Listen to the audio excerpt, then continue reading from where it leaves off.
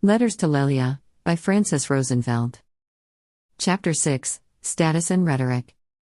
We are going to wear our ceremonial robes, I assume? Seth entered Sarah's apothecary. Sarah was mixing perfumes. She and Sis had come up with the idea of creating a scent to match the lavender gauze and flower arrangements, even though the plant decorations were still in question on account of the dragon's appetite. The small shed was saturated with a clamor of floral scents, which shouted at each other so loudly one could no longer tell them apart.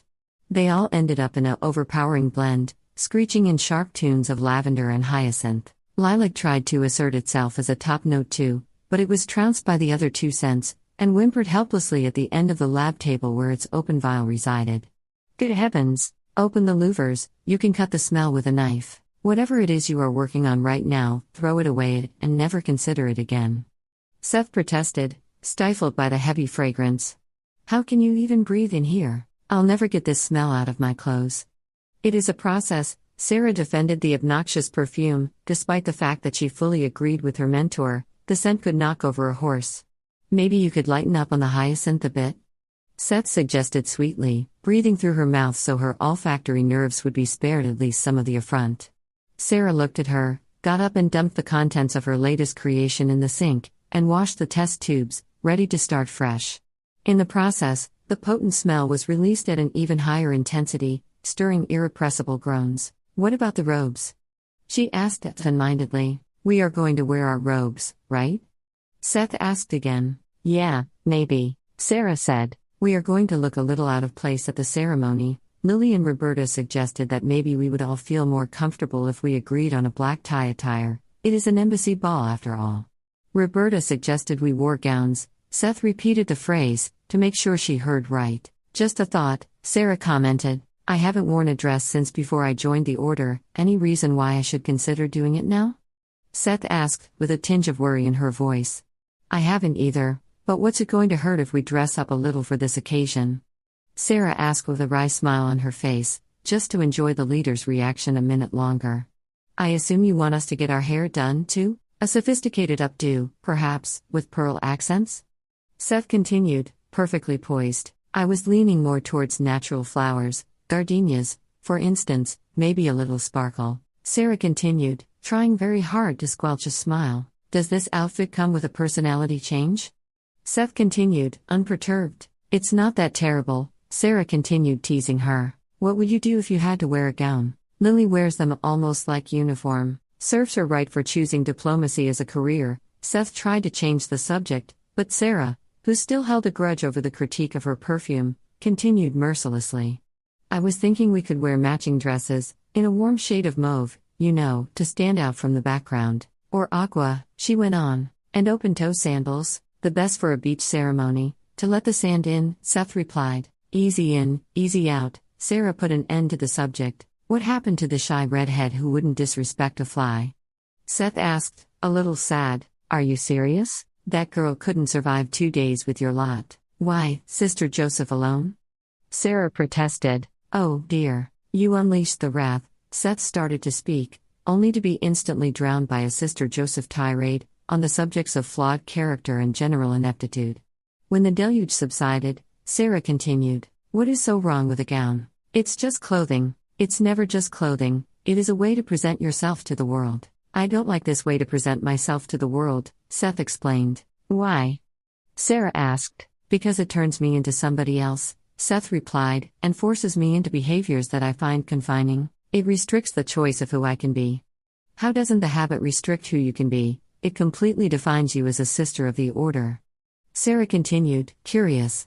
It defines me as someone I want to be. The gown does not. Seth fussed, uncomfortable, and then chuckled. Although it might be worth the discomfort, just to see Roberta's outfit, she paused, with a mischievous smile. Maybe we should give this a thought. Only if you bring me a corsage, dear, Roberta replied through the interlink. I wouldn't want to deprive Sister Joseph of the privilege, Seth snapped back immediately. A second installment of Sister Joseph diatribes ensued. Thank goodness that dreadful smell subsided. Seth tried to change the subject. Are you sure we need the perfume?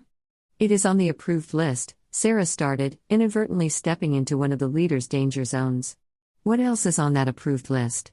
The latter snapped. Mandatory subjects of conversation? Smiling standards? Walking velocity? I wouldn't want to be in defiance of any arbitrarily imposed rules. By all means, please bring me up to speed. Sarah took the opportunity to return to the dressing standards. What did you like to wear before you joined? She poked. What's it to you? The leader frowned and her eyes launched one of their legendary thunderbolts. Nothing whatsoever. I didn't realize this was such a touchy subject. Sarah stepped back from the conversation. Whatever was in fashion at the time, I can't remember exactly. It's been so long ago. Seth indulged her. I can't picture you in a dress. Sarah shook her head to chase away a conflicted image. Thank goodness for that, Seth mumbled, uncomfortable, and then turned the tables. I don't remember seeing you wear anything but khakis either. I'm in the field or in the lab all day. It makes sense, Sarah defended her fashion style. Because they don't restrict your movements and allow you to focus on what you are doing, not what you are wearing? Seth asked.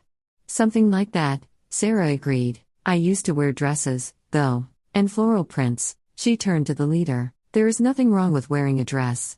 She protested, in the name of women's fashions. No, Seth granted, after a pause. No, there is not. Landing Bay, Terra 2, July 7, 3245. Dear Lelia. If I close my eyes, I can see your mother sitting across the table from me, leaning back in her chair with a sparkle of curiosity in her eyes and the confidence not to take empty words for an answer. She was just like you back then, eager to find her way in the world, a very different Lily from the accomplished diplomat we have the privilege to call a friend today. We all experience crucial moments in our lives, when reality challenges our beliefs and we have to reevaluate our principles, our reason to exist, our very selves. Sometimes it's a change of perspective, a shifting of priorities, a fated encounter, and other times simply getting the answer to your question redirects life's purpose. As far as I can remember, Lily wanted to know what was out there, beyond the visible limits of the universe, and I think out there is the perfect metaphor for the story I am about to tell.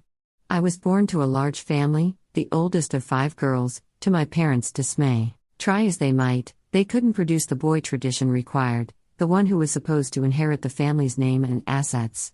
Childbirth after childbirth, I saw my mother's demeanor grow more and more wretched in the face of what was considered the family shame, her inability to produce a male heir. My sisters and I were very close, begrudging our luck together and trying to stay out of sight in order to avoid the bitter snarls that came with the misfortune of being born to the wrong gender. The 5 of us didn't have much, but we shared everything. We played, laughed, built castles in the air, and tried not to think about our future. We snuck out into the open fields to play catch and make wildflower garlands, and we shared with each other everything we learned about the plant's properties and growing habits. A lot of my passion for horticulture was born in those days, out of the loving bond that I shared with my sisters. I was already 11 years old when my parents gave up on the hope of having a son, and because I was the oldest, and also too tall, strong and wayward, they cut up my hair and dressed me up as a boy. It may sound odd to you, but it was a fairly common custom in the area I was from for families without sons to have one of their daughters act like one.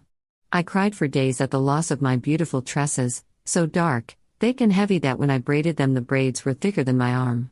Every day when I woke up, I washed my face and looked in the mirror to see a very sad boy stare back at me. The image in the mirror was my face, but not quite. There was nothing familiar about the furrowed brow and the piercing gaze behind those transparent eyes. It felt as if that person in the mirror had been born a boy and the girl me in front of the mirror never existed. My sisters started treating me differently. I had privileges now. I had become one of those upon whom fate had smiled. I didn't have to do the chores. I was free to move as I pleased, and I could voice my opinions at the table. I tried with all the strength and passion that I had to hold on to the sisterhood that was my most prized, my only possession. I ran after them out in the fields and tried to explain that I was the same person, that it wasn't my choice, that I valued our times together, but tradition was stronger than anything, stronger than sisterhood, stronger than shared experiences, stronger than our promise to each other. To them I was a boy now, and that instantly made me a stranger. In a very weird way, the privileges imparted by my apparent change of gender got completely annihilated by the loss of my cherished bond with my sisters. Days passed, then months, then years. I learned to walk tall, to stare, to talk back, to stand up and defend my honor, and every morning when I looked in the mirror, I saw a young man staring back at me, not sad anymore, but daring, strong and willful.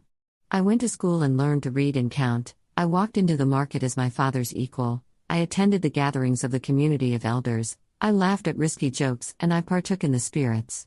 For almost 7 years I was this person, this strange tall and beardless boy, and I became so at ease with my role that even the neighbors forgot that I'd been born a woman. When the 7th year arrived, and I approached the age of 18, my parents figured it was time to find me a husband, so they allowed my hair to grow and sewed me beautiful female garb, to ensure I attracted worthy suitors, but every time I looked into the mirror in the morning I saw a daring young man staring back at me, a man whose hair was allowed to grow long and reached all the way down to his waist now. For a whole year my sisters tried to give me a crash course in womanhood. They taught me how to walk, how to smile, how to lower my gaze, how to act obedient, but that daring young man in the mirror couldn't be taught submission to save his life, and no suitor in his right mind would take the challenge. My father was angry, my mother decried her continued martyrdom of shame and disappointment in her offspring, and to top it all, our village was at war. The eligible suitors had become fewer, and my awkwardly ambiguous gender presence became increasingly contentious in the household. One morning my father came home from the market with a jubilant smile on his face and announced proudly to the family that he had found a man willing to marry me sight unseen. The house was immediately engulfed into an effervescent bubble of relief and contentment, as the preparations for my upcoming nuptials took flight. Very early the next morning I cut my hair short, dressed in male attire, took a last look in the mirror at that daring young man with the piercing eyes, and joined the military. I was so deeply connected to my male identity that nobody even questioned whether I was a man or not. What woman with any sense would dare attempt such a thing? As luck would have it, our troop was embedded with a French battalion, whose commander figured out the gender switch, shrugged his shoulders, and said it didn't matter to him one way or the other. I left with that battalion when the war was over. I needed a new name, and because it wasn't given me, but I was free to choose it for myself, I wanted it to mean something, so I chose Seth, the third son of Adam and Eve, the one almost never talked about, born to replace Abel. This story happened many centuries ago, and what I thought would be a relatively short existence of paucity and struggle turned into the quite incredible story of my life, story even I have difficulty believing half the time. I didn't have any reason to dress up as a man in France, and I found I didn't really have a preference for the male attire, so in time I regained my identity as a woman and learned to remember that daring young man who used to look back at me from the mirror as my oldest, dearest and most faithful friend. For 13 years I was out there, seeing the world from a perspective that would never be my own, watching myself through a different person's eyes, seeing my life stripped of all the artifice one builds around oneself to span over the gaps in common sense, over defective logic and wounds too painful to examine. I was out there until I found out how to define my own meaning, how to organize my own moral code, and decide what I want to do with my life. I was encouraged to learn that daring and woman were not mutually exclusive terms, that out there women fight, and lead, and voice their opinions at the table.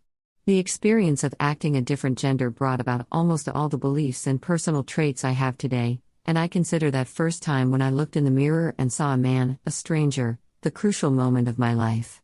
Love, Seth.